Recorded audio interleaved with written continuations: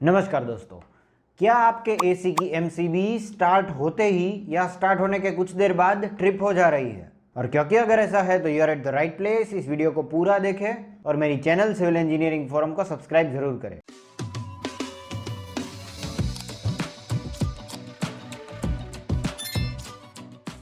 तो दोस्तों, आपके एसी की एमसीबी ट्रिप क्यों हो रही है ये देखने से पहले आपको ये जानना होगा कि एक एमसीबी दी क्यों जाती है। तो दोस्तों, एक एमसीबी का काम ये होता है कि ये सर्किट में बहुत ज़्यादा करंट फ्लो हो रहा है। अगर ओवर करंट है तो ये क्या है कि सर्किट को बीच में से काट देता है और इसके लिए ये ट्रिप हो जाती है। और मतलब कि इस तरह से ये ओवर करंट को रोकती है जिससे किसी भी नुकसान से बचा जा सके।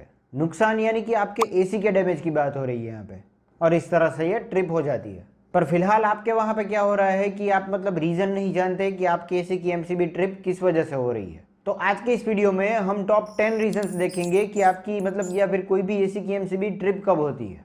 तो यहाँ पे नंबर 1 पे है ओवरलोड, यानी कि ओवर करंट, जिसके बारे में हमने ऑलरेडी बात कर ली है। ये आपके सर्किट में अगर ज़रूरत से ज़्यादा करंट फ्लो हो रहा है तो आपका एमसीबी बीच में से करंट को कट कर देती है, ट्रिप हो जाती है। और ज़्यादातर ये तब होता है कि आपका एसी जो है मतलब कोई और मतलब हैवी इलेक्ट्रिकल अप्लायंस के साथ कनेक्टेड है। मतलब कि सिंगल एमसीबी में, एक एमसीबी में दो मतलब इलेक्ट्रिकल अप्लायंस है। एक तो ये आपका स्प्लिट एसी और दूसरा और कोई भी हो सकता है। फॉर एग्जांपल सपोज मतलब आपकी एमसीबी जो है मतलब 20 एम्पेयर तक करंट ले पाती है, इतनी कैपेसिटी है।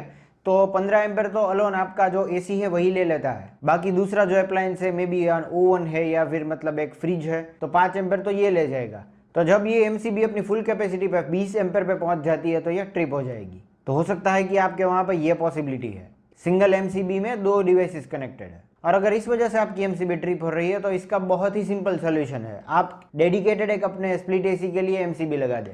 मे बी 16 एम्पेयर की कैपेसिटी वाली आप एमसीबी लगा सकते हैं इंडिविजुअल। तो आपका यह प्रॉब्लम जो है वो हमेशा के लिए सॉल्व हो जाएगा और आपके डिवाइसेस भी सेफ रहेंगे। फिर नंबर 2 पे है शॉर्ट सर्किट। एक शॉर्ट सर्किट तब होती है जब मतलब आपका लाइव वायर जो है वो न्यूट्रल वायर के डायरेक्ट कांटेक्ट में आता है।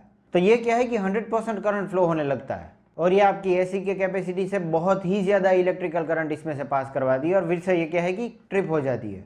और हाँ, कई बार क्या होता है कि ये जो लाइव वायर है, न्यूट्रल वायर है, वो डायरेक्ट कांटेक्ट में तो नहीं आते, पर ड्यू टू मॉइस्चर या फिर मतलब पानी घुस गया है अगर सर्किट के अंदर, तो मतलब इस वजह से ये क्या है कि दोनों वायर्स एक दूसरे के कांटेक्ट में है, इनडायरेक्ट कांटेक्ट में, पर इसकी वजह से शॉर्ट सर्किट का चांसेस हो जाता है और आपकी एमसीबी ट्रिप हो जाती है। तो इसका सॉल्यूशन ये है कि आपके इलेक्ट्रिकल वायरिंग का इंस्पेक्शन करें, उसमें अगर इंसुलेशन रिक्वायर्ड है या फिर मतलब कहीं से भी नमी जा रही है, ठीक से कोटिंग करें, मतलब कि एक्सपोज्ड वायरिंग नहीं रखना हमें। फिर नंबर 3 पे है फॉल्टी कंप्रेसर और motor. May be it is possible कि आपके एसी की मोटर या फिर कंप्रेसर जो है वो खराब हो चुका है और इसीलिए ये क्या है कि ज़रूरत से ज़्यादा करंट जो है वो मतलब इलेक्ट्रिसिटी खींच रहा है, लीडिंग टू एमसीबी ट्रिपिंग। तो ये हो गई बात एसी के प्रॉब्लम की। तो इसीलिए हमें क्या है कि मतलब जो भी कंपनी का एसी है उसके स्पेसिफाइड टेक्नीशियन को बुलाना है या फिर मतलब एक लाइसेंस्ड एचवीएसी टेक्नीशियन को बुलाना है जो कि हमारे एसी को अंदर से ठीक से इंस्पेक्ट कर सके, वोल्टेज चेक कर सके, करंट फ्लो चेक कर सके, ताकि आगे जाके ये डैमेज ना हो और आपकी एमसीबी ट्रिप ना हो।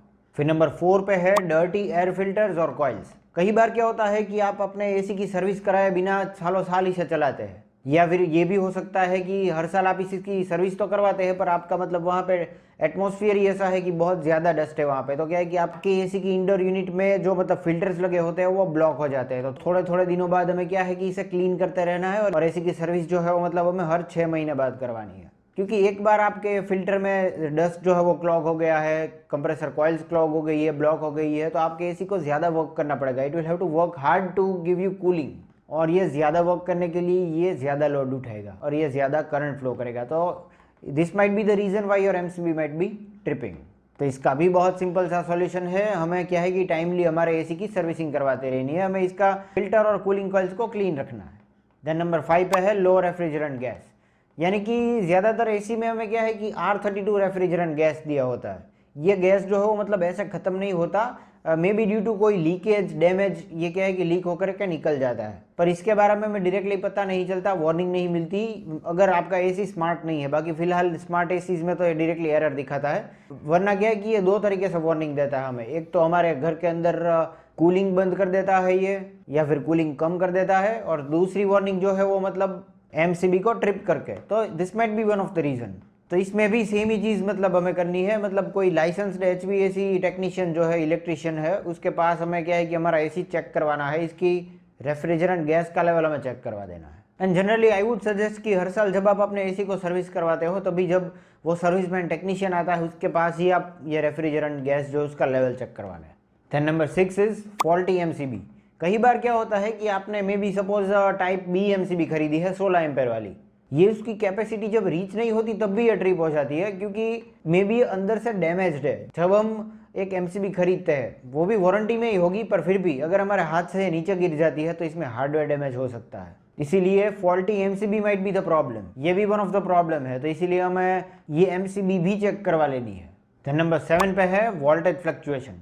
तो इंडिया में ज़्यादातर पावर क्वालिटी जो दी जाती है उसमें क्या है कि एक मतलब डेफिनेट एक फिक्स वोल्टेज फ्लक्चुएशन आता रहता है, और इसीलिए ज़्यादातर हमारे एसीज कुछ इस तरह से डिज़ाइन किया जाता है कि ये 225 से लेकर के 240 वोल्ट्स तक का मतलब वोल्टेज वेरिएशन जो है वो झेल पाता है। वरना हमें क्या है कि एक स्टेबलाइजर लगवाना पड़ता है, और अगर हम स्टेबलाइजर नहीं लगवाते और ये वोल्टेज फ्लक्चुएशन ज़्यादा है आपके वहाँ पे, तो क्या है कि ये MCB ट्रिप हो जाती है to save our AC from the damage. वरना क्या होगा कि हमारे AC की सर्किट खराब हो जाएगी, कंप्रेसर खराब हो जाएगा, मोटर बिगड़ सकती है और बहुत ज़्यादा खर्च आ सकता है। तो ये पॉइंट नंबर 7 का सॉल्यूशन भी मैंने आपको बता दिया। आपको क्या है कि अपने वहाँ पे पावर की क्वालिटी चेक करनी है, वोल्टेज थोड़े थोड़े दिनों बाद चेक करते रहना है।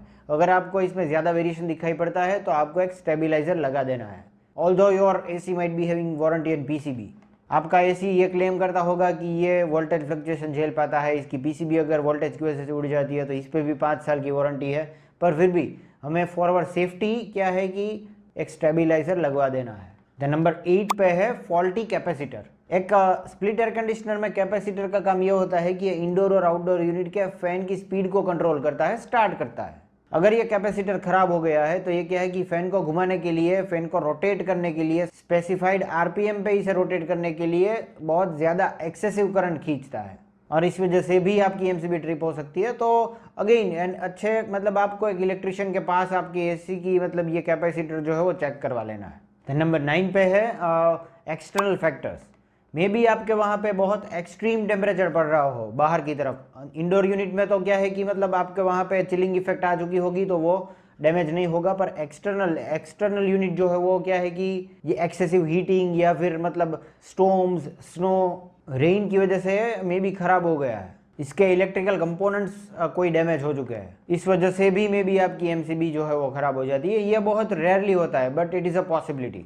तो इस केस में आपको क्या है कि आपके AC का आउटडोर यूनिट विजुअल चेक करना है, और अगर आपको यह डाउटफुल लगे तो क्या है कि एक इलेक्ट्रिशियन को आपके AC की जो कंपनी है उसके मतलब HVAC लाइसेंस्ड इलेक्ट्रिशियन को बुला करके इसको चेक करवा लेना है। And last and the most common reason on the 10 number is incorrect MCB rating.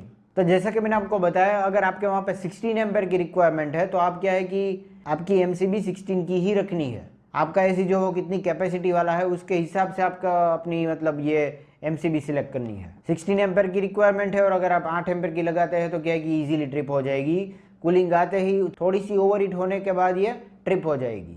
तो इसके लिए आपको क्या है कि AC की मैनुअल ठीक से पढ़नी है। As per the manufacturer specification आपको जितने एम्पेयर की MCB रिक्वायर्ड है वही लगानी है, इसमें आपको अपना दिमाग नहीं लगाना। तो दोस्तों आज के लिए सिर्फ इतना ही। उम्मीद करता हूँ आपको मेरा यह वीडियो इन्फॉर्मेटिव लगा, और अगर ऐसा है तो इसे लाइक कर दीजिए और मेरी चैनल सिविल इंजीनियरिंग फोरम को सब्सक्राइब जरूर करें।